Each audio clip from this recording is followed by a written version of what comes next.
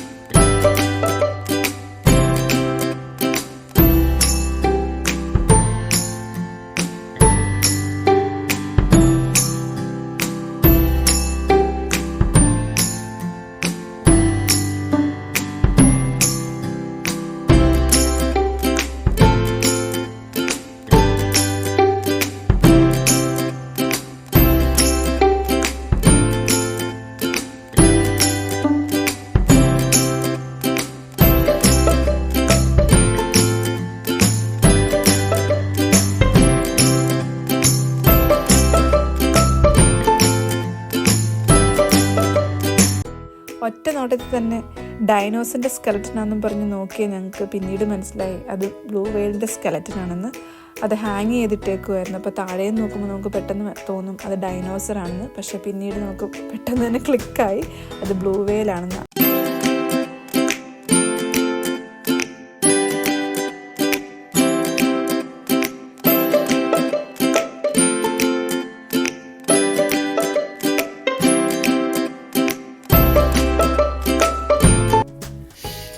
അങ്ങനെ നമ്മുടെ ബ്ലൂ വെയിലിനെയും കണ്ട് നമ്മൾ മേലോട്ട് ചെല്ലുമ്പം നമുക്ക് കാണാൻ പറ്റുന്ന നേച്ചേഴ്സ് ലൈബ്രറിയാണ്. ലിവിങ് വേൾഡ്സിൻ്റെ ഒരു കണ്ടിന്യൂറ്റി തന്നെയാണിത്. ഇവിടെ നമ്മൾ കൂടുതലും എക്സ്പീരിയൻസ് ചെയ്യുന്നത് നമ്മുടെ കടലിനടിയിലുള്ള കുറേ കളക്റ്റിംഗ് ആണ്, ഡീപ് സീ കളക്റ്റിങ്സ് ആണ്.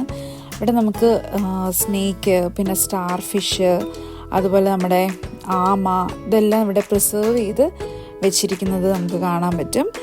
അതുകൂടാതെ കടലിനടിയിൽ നിന്നുള്ള ഡിഫറെൻറ്റ് ടൈപ്സ് ഓഫ് സ്റ്റോൺസ്, പിന്നെ നമ്മുടെ ഷെൽസ്, കോറൽസ്, ഇതൊക്കെ നമുക്ക് ഇവിടെ ഒരു എന്താ പറയുന്ന ഒരുപാട് നമുക്ക് കാണാൻ സാധിക്കും ഇവിടെ.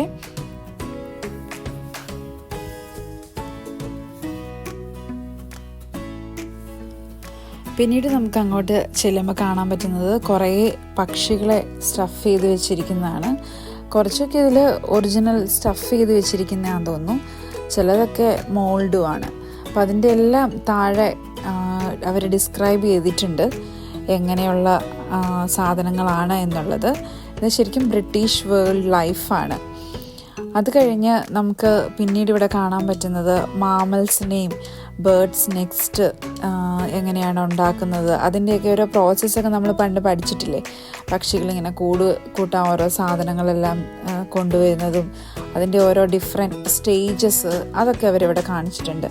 പിന്നെ എല്ലായിടത്തും നമുക്ക് കാണാൻ സാധിക്കുന്ന ഒന്നാണ് ഈ ബട്ടർഫ്ലൈസ്.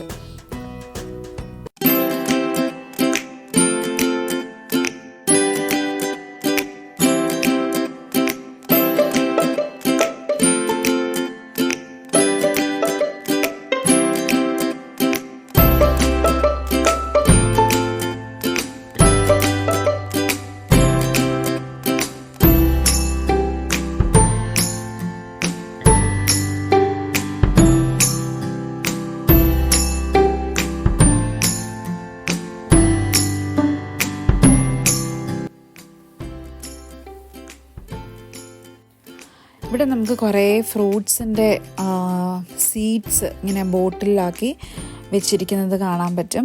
അതുപോലെ വലിയ വലിയ സീഡ്സ് കാണാൻ പറ്റും. ഇതിലൊക്കെ ഓരോന്ന് അവർ മെൻഷൻ ചെയ്തിട്ടുണ്ട് എന്തിൻ്റെയാണ് എന്നൊക്കെയുള്ളത്.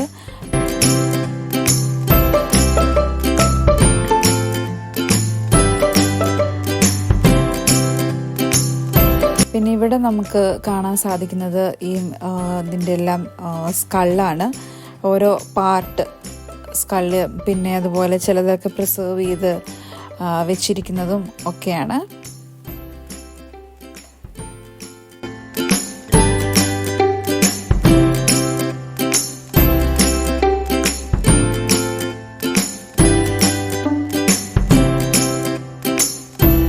ഇവിടെ നിന്ന് നോക്കുമ്പോഴും നമുക്ക് ആ ബ്ലൂ വെയിലിനെ ഒന്നുകൂടെ വ്യക്തമായിട്ട്, നമ്മൾ മുമ്പേ താഴെ നിന്നാണ് കണ്ടത്, ഇവിടെ നമുക്ക് മേളിൽ നിന്ന് തന്നെ ഒന്നുകൂടെ കാണാൻ പറ്റും.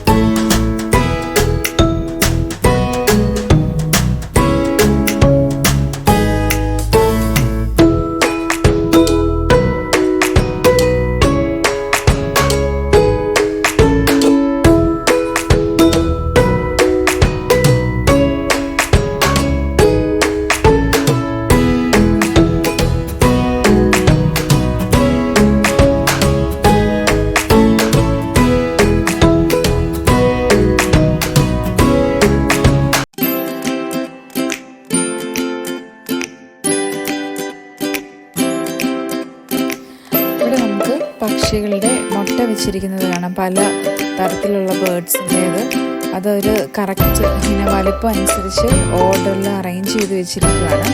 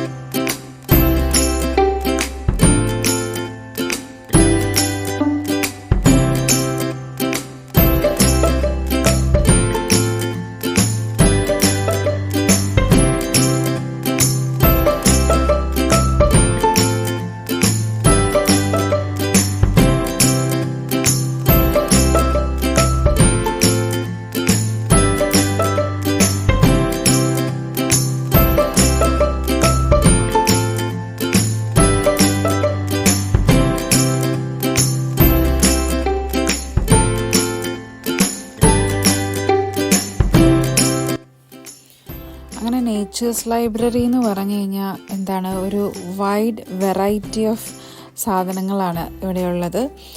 നമുക്ക് ഫ്ലൂറൈറ്റും ഫോസിൽസും പിന്നെ പല രാജ്യങ്ങളിലെ, പ്രത്യേകിച്ച് Africa, south Asia, north America, Australia, New Zealand, അവിടുത്തെ ജിയോഗ്രഫി ഓഫ് ലൈഫിനെ റെപ്രസെൻ്റ് ചെയ്യുന്ന പല കാര്യങ്ങളും, അങ്ങനെ ഒരുപാട് കാര്യങ്ങൾ നമുക്കിവിടെ കാണാൻ പറ്റും. ഒരു നല്ല രസമാണ് ഇതൊക്കെ കാണാനും. ആക്ച്വലി ഈ 2 ഫ്ലോറും അങ്ങനെ ആനിമൽസിൻ്റെയും ബേർഡ്സിൻ്റെയും ഒക്കെ അല്ലെങ്കിൽ പ്രകൃതിയുടെ ഒരു വിസ്മയം കൊണ്ട് തന്നെ നമ്മളെ ശരിക്കും അതിശയിപ്പിക്കുന്നതാണ്.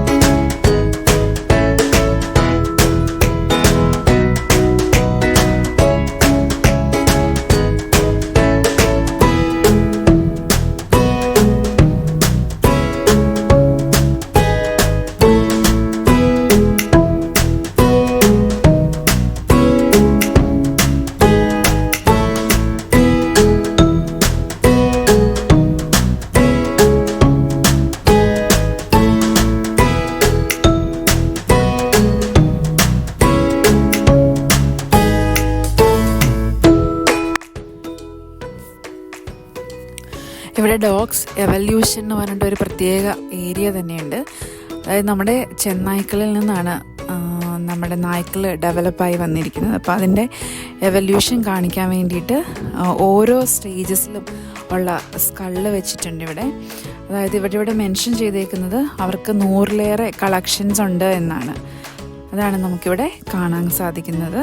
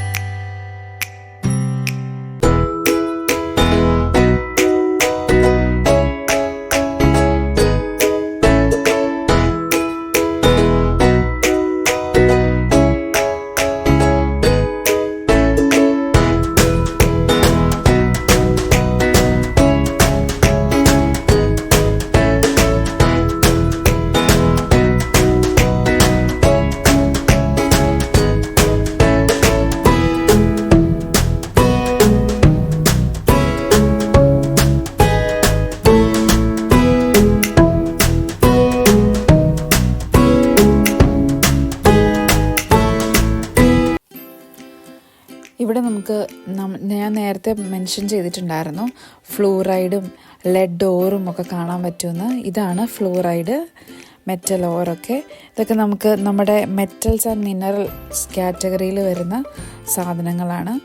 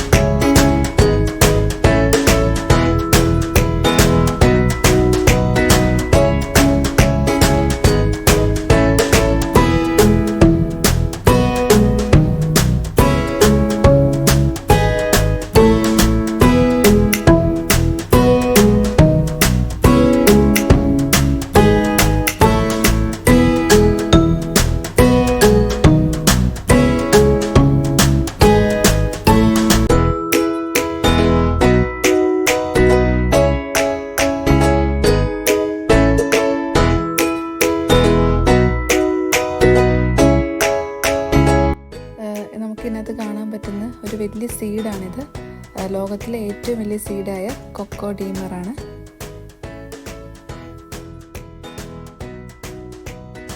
അങ്ങനെ നമ്മൾ അവിടുന്ന് നേരെ പോകുന്നത് ലൈവ് ആനിമൽസിൻ്റെ അടുത്താണ്. ലൈവ് ആനിമൽസ് എന്ന് പറയുമ്പോൾ ലിവിങ് എൻവോൺമെൻറ്റിൽ ആനിമൽസിനെ വളർത്തുന്നതാണ്. ആനിമൽസ് എന്ന് പറയുമ്പോൾ വലിയ ആനിമൽസിനൊന്നും ഇല്ല കേട്ടോ. നമ്മുടെ ചെറിയ ഫ്രോഗ്സും അതുപോലെ തന്നെ പലതരത്തിലുള്ള ഓന്തുകളുമാണ് ഇതിനകത്തുള്ളത്. പിന്നെ ജെയിൻ വോം ഉണ്ട്, പക്ഷെ നമുക്കത് ഈ പ്രാവശ്യം കാണാൻ സാധിച്ചില്ല. അത് ഹൈഡ് ചെയ്തിരിക്കുമായിരുന്നു. അപ്പോൾ ഇതിനകത്ത് കാണിക്കുന്നത് മെയിനായിട്ട് ഫ്രോഗ്സിനെയാണ് ഇപ്പം തുടങ്ങുന്നത്. അപ്പോൾ അത് ബ്ലാക്ക് ആൻഡ് യെല്ലോ കോമ്പിനേഷനുള്ള ഫ്രോഗാണ് ഈ ഫസ്റ്റ് കാണിക്കുന്നത്. അത് ഭയങ്കര പോയ്സണസ് ആണ്. അതിൻ്റെ പേര് പോയ്സൺ ഡാർട്ട് ഫ്രോഗ് എന്നാണ്. ഈ പേരിൻ്റെ ഒപ്പം തന്നെ പോയ്സൺ ഉള്ള പോലെ തന്നെ ഭയങ്കര പോയ്സണസ് ആയിട്ടുള്ള ഫ്രോഗാണ്. ശരിക്കും ആ എൻവോൺമെൻറ്റ് ക്രിയേറ്റ് ചെയ്തേക്കുന്നത് നമ്മുടെ നാട്ടിലത്തെയൊക്കെ പോലെ ഒരു കുളത്തിൻ്റെ അകത്ത് എങ്ങനെയാണ് ഫ്രോഗ് ലീവ് ചെയ്യുന്നത്, ആ എൻവോൺമെൻറ്റ് പോലെയാണ് ക്രിയേറ്റ് ചെയ്തേക്കുന്നത്. ഓരോ ഇത് കഴിയുമ്പോൾ അതിൻ്റേതായ ഡിസ്ക്രിപ്ഷൻ അതിനകത്ത് കൊടുത്തിട്ടുണ്ട് ആ സ്ക്രീനിൻ്റെ അകത്ത്. അപ്പം നമുക്ക് ആ ഡിസ്ക്രിപ്ഷനിലൂടെ നമുക്കറിയാൻ സാധിക്കും അത് എത്ര പോയ്സണസ് ആണ്, അതിൻ്റെ ലീവിങ് എങ്ങനെയാണെന്നെല്ലാം അതിനകത്ത് ഡിസ്ക്രൈബ് ചെയ്തിട്ടുണ്ട്. അപ്പോൾ നമ്മൾ അവിടെ നിന്ന് മൂവ് ഓൺ ചെയ്ത് വരുമ്പോഴത്തേക്കും സെക്കൻഡ് ഇതിനകത്ത് കാണിക്കുന്നത് നമ്മുടെ മാഗ്നിഫിഷ്യൻ ട്രീ ഫ്രോഗാണ്. അത് ഭയങ്കര മറ്റുള്ള ഫ്രോഗിനെ വെച്ച് നോക്കുമ്പം ഇത് അത്യാവശ്യം വലുപ്പം കൂടുതലുണ്ട്. അതുപോലെ തന്നെ അതിൻ്റെ പേരിനകത്തുള്ള പോലെ തന്നെ അത് ട്രീയുടെ മുകളിൽ തന്നെയാണ് ഇരിക്കുന്നത്. 2 ഫ്രോഗ് നമുക്കിതിനകത്ത് കാണാൻ പറ്റുന്നുണ്ട് കേട്ടോ. അപ്പോൾ അതിൻ്റെ ഡിസ്ക്രിപ്ഷനും അത് കഴിയുമ്പോൾ അതിൻ്റെ സ്ക്രീനിൽ തന്നെ മെൻഷൻ ചെയ്തിട്ടുണ്ട്. അപ്പോൾ നമുക്ക് അതിനെക്കുറിച്ചും ഇതിന് ഡിസ്ക്രിപ്ഷനിൽ നിന്ന് നമുക്ക് അറിയാൻ സാധിക്കും കൂടുതലായിട്ട്. പിന്നെ നമ്മൾ അതിൽ നിന്ന് പോന്നു കഴിയുമ്പോഴത്തേക്കും നെക്സ്റ്റ് വരുന്നത് നമ്മുടെ ഗോൾഡൻ മണ്ടേലയാണ്. എനിക്ക് തോന്നുന്നു ഒരു 3 ഫ്രോക്സോളം അതിൻ്റെ അകത്തുണ്ട്. പക്ഷെ നമുക്ക് കാണാൻ സാധിച്ചത് ഒരെണ്ണത്തിനെ കേട്ടോ കാണാൻ പറ്റുള്ളൂ. അതിനകത്ത് മെൻഷൻ ചെയ്തേക്കുന്നത് 3 ഫ്രോക്സ് ഉണ്ടെന്നാണ്. പക്ഷേ അതിനകത്തൊരു ബ്ലാക്ക് ആൻഡ് ഗോൾഡൻ കളറിലാണ് വന്നേക്കുന്നത്. അതുകൊണ്ട് തന്നെ ഇതിന് ഗോൾഡൻ മണ്ടേല എന്ന് പറയുന്നു. അത് ഇതിനകത്ത് കണ്ടുപിടിക്കാനൊക്കെ ഒത്തിരി പാടാട്ടോ. നമ്മൾ ശ്രദ്ധിച്ച് നോക്കിയാലാണ് അങ്ങനെയുള്ള ഇതിനെയൊക്കെ കാണാൻ പറ്റത്തുള്ളൂ. അതിന് ഡിസ്ക്രിപ്ഷനും തന്നിട്ടുണ്ട്. പിന്നെ നമ്മൾ അവിടുന്ന് പതിയെ ഇങ്ങോട്ട് മാറുവാണ്. നമ്മൾ ജെയിൻ വേമിനെ കാണാനായിട്ട് പോവുമായിരുന്നു. ഭയങ്കര പ്രതീക്ഷയോടെ ചെന്നതാണ്.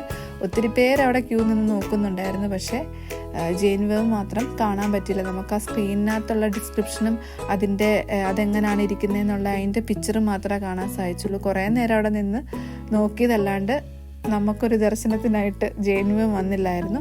അത് ഹൈഡ് ചെയ്ത് തന്നെ ഇരിക്കുമായിരുന്നു കേട്ടോ. പിന്നെ നമ്മൾ അവിടെ നിന്ന് മൂവ് ഓൺ ചെയ്ത് വരുമ്പോൾ ഡിഫറെൻറ്റ് ടൈപ്സ് ഓഫ് ഈ പറഞ്ഞ പോലെ ക്യാമലിയോൺ, പിന്നെ പലതരത്തിലുള്ള ചെടികൾ, കുഞ്ഞി ഫ്രോക്സ്, ആ സെയിം തന്നെ അവർ അവിടുന്ന് മാറി വേറെ AB അങ്ങനെ പറഞ്ഞുള്ള സെക്ഷൻ തിരിച്ച് സെയിം തന്നെ പോയിസണസ് ആണ്. ഡിഫറെൻറ്റ് കളേഴ്സിലും കാണിക്കുന്നുണ്ട്. അങ്ങനെ തന്നെ പലതരത്തിലായിട്ടുള്ള ക്യൂബ്സിലിട്ട് വെച്ചേക്കുന്നതാണ്. നമ്മൾ അവിടുന്ന് വന്നപ്പോൾ നമുക്ക് ഭാഗ്യത്തിന് ജെയിൻ വേമിനെ കാണാൻ പറ്റിയില്ലെങ്കിൽ നമുക്കിപ്പം അതർ സ്പീഷീസ് ആയിട്ടുള്ള നമ്മുടെ ഗ്രീൻ ട്രീ മോണിറ്റേഴ്സിനെ കാണാൻ പറ്റിയിട്ടുണ്ട്. മോണിറ്റേഴ്സ് എന്ന് പറയാൻ കാരണം അത് 4 എണ്ണം ഉണ്ടെന്നാണ് എൻ്റെ ഡിസ്ക്രിപ്ഷനിൽ പറഞ്ഞത്. എന്തായാലും ഒരെണ്ണത്തിന് നമുക്ക് ശരിക്കും കാണാൻ പറ്റിയിട്ടുണ്ട്. ഇതാ രണ്ടാമത്തെ ഒരെണ്ണം ഇവിടെ ഇരിപ്പുണ്ട്. അങ്ങനെ ഇതാണ് ഗ്രീൻ ട്രീ മോണിറ്റേഴ്സ്. പിന്നെ നമ്മൾ അവിടുന്ന് ഇതിനെയൊക്കെ കണ്ടുപിടിക്കാൻ തന്നെ ടൈം എടുത്തു കേട്ടോ. കാരണം ശ്രദ്ധിച്ച് നോക്കിയാൽ മാത്രമേ അതിനെ കാണാൻ പറ്റത്തുള്ളൂ. അതിൻ്റെ മെയിൻ ഇതെന്ന് പറഞ്ഞിട്ടുണ്ടെങ്കിൽ അത് ഭയങ്കര ഡേ ടൈമിൽ ഭയങ്കര ആക്റ്റീവ് ആയിരിക്കും. അതിന് ഭയങ്കര വിഷനും കാര്യങ്ങളൊക്കെ ഉണ്ട്. ലോങ് ടങ് ഉണ്ട്. അതുകൊണ്ട് തന്നെ നമുക്ക് നമ്മുടെ ഈ പല്ലികളുടെ വേറൊരു വിഭാഗമാണല്ലോ നമ്മുടെ ഈ ഓന്തും കാര്യങ്ങളൊക്കെ. അതുകൊണ്ട് ഡേ ടൈമിൽ ഭയങ്കര ആക്റ്റീവും ഇരേനെ പിടിക്കാനൊക്കെ ഭയങ്കര വിഷനും കാര്യങ്ങളൊക്കെയുള്ള ഒരു കൂട്ടത്തിൽ പെടുന്നതാണ് ഗ്രീൻ ട്രീ മോണിറ്റേഴ്സ്. പിന്നെ നമ്മൾ നേരത്തെ കണ്ട ഒരു പോയിസണസ് ഫ്രോഗിൻ്റെ വേറൊരു കളറാണ് ഇത്. ഞാൻ നേരത്തെ പറഞ്ഞില്ലായിരുന്നു, യെല്ലോ ബ്ലാക്ക് ഉണ്ട്, അതുപോലെ തന്നെ ബ്ലൂ ഉണ്ട്, പിന്നെ ഓറഞ്ച്, അങ്ങനെ ഡിഫറെൻറ്റ് കളേഴ്സ് ഉണ്ട്. കളർഫുൾ ആണെങ്കിലും ബട്ട് പോയിസണസ് ആണ് ഈ സാധനങ്ങളെല്ലാം. ഇതാണ് ബ്ലൂ ബ്ലാക്ക് കോമ്പിനേഷനിലുള്ള ഫ്രോഗ്. കാണുമ്പോൾ നല്ല ഭംഗിയാണെങ്കിലും വെരി വെരി പോയിസണസ്, ഭയങ്കര പോയിസണസ് ആണ് അതെല്ലാം.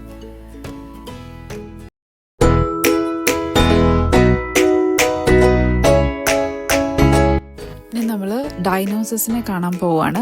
അപ്പോൾ ഡൈനോസസിനെ കാണാനായിട്ട് താഴത്തെ ഫ്ലോറിലാണ്. അപ്പോൾ അതിനായിട്ട് നമ്മൾ താഴോട്ട് ഇറങ്ങുക. താഴോട്ട് ഇറങ്ങുന്ന വഴിക്ക് നമുക്ക് കുറേ മിനറൽസ് കാണാൻ പറ്റും. നമ്മുടെ ഫ്ലൂറൈറ്റും ക്വാർട്സ്, അതിൻ്റെയൊക്കെ ഒരു വലിയ സ്റ്റോൺ എന്നല്ല പറയുക, വലിയ മിനറൽസ് കാണാൻ പറ്റും. പിന്നെ നമുക്കിവിടെ ജം സ്റ്റോൺസ് കാണാൻ പറ്റും. ഇതൊക്കെ അവർ ജസ്റ്റ് പോകുന്ന വഴിയിൽ ഒരു കുറച്ച് ഏരിയയിൽ ഈ സ്റ്റോൺസും മിനറൽസും വെച്ചിട്ടുണ്ട്. അത് കഴിഞ്ഞ് നമ്മൾ താഴേക്ക് ഇറങ്ങുമ്പോൾ നമ്മുടെ ഡൈനോസസിൻ്റെ വേൾഡാണ്. അങ്ങനെ ഡൈനോസസിൻ്റെ വേൾഡിലോട്ട് എത്തിക്കഴിയുമ്പം നമുക്ക് കാണാൻ സാധിക്കുന്നത് ഡൈനോസസിൻ്റെ സ്കെലിറ്റനാണ്. അപ്പോൾ അതിൽ സ്കെലിറ്റൻ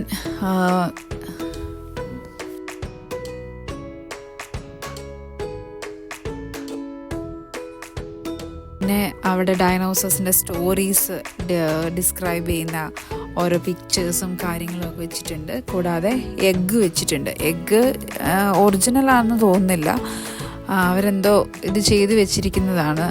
പിന്നെ അതുപോലെ ഡൈനോസസിൻ്റെ ഫുട് പ്രിൻറ്റ്സ് വെച്ചിട്ടുണ്ട്. ഓരോ സമയത്തും അതിൻ്റെ എവിഡൻസ് ഡൈനോസസ് ഉണ്ടായിരുന്നു അവിടെ എന്നുള്ള എവിഡൻസിന് വേണ്ടിയിട്ട് ഫുട് പ്രിൻറ്റ് കൊണ്ടുവന്ന ഓരോ സ്റ്റോണാണെന്ന് തോന്നുന്നു അത്. അങ്ങനെ അത് പലയിടത്തും വെച്ചിട്ടുണ്ട്.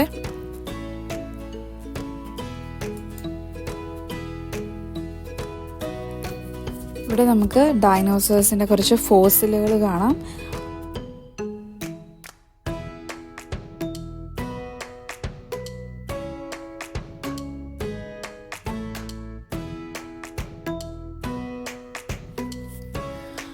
ഇപ്പോൾ നമുക്ക് ഇവിടെ ഏറ്റവും വലിയ ഡൈനോസറിൻ്റെ ആ ഒരു സ്കള്ള് വെച്ചിരിക്കുന്നത് കാണാം. ശരിക്കും നമുക്ക് കണ്ടാൽ പേടിയാവും. നമുക്ക് അവർ ആ ഒരു ഇതിൻ്റെ ഒരു സെൻറ്റർ ഓഫ് അട്രാക്ഷൻ എന്ന് തന്നെ പറയാം ഈ വലിയ സ്കെലിറ്റൻ. അത് കഴിഞ്ഞ് നമ്മൾ മുന്നോട്ട് പോകുമ്പോൾ അവർ ഓരോ വർഷങ്ങളുടെ സെപ്പറേഷൻ അനുസരിച്ചിട്ട് അവർ ഡൈനോസേഴ്സിൻ്റെ ഫോസിലുകൾ അവർക്ക് കിട്ടിയതും ചിലതൊന്നും ആക്ച്വലി അങ്ങ് ഫുള്ളി ഡൈനോസറായിട്ട് അവർക്ക് രൂപപ്പെടുത്തി എടുക്കാൻ പറ്റിയിട്ടില്ല. പക്ഷെ അവർക്ക് കിട്ടിയ ഫോസിലുകൾ അവർ ആ ഓർഡർ അനുസരിച്ച് വെച്ച് ഒരു ഷേപ്പിലാക്കി വെച്ചിരിക്കുന്നതും ഒക്കെയാണ് നമുക്ക് കാണാൻ സാധിക്കുന്നത്.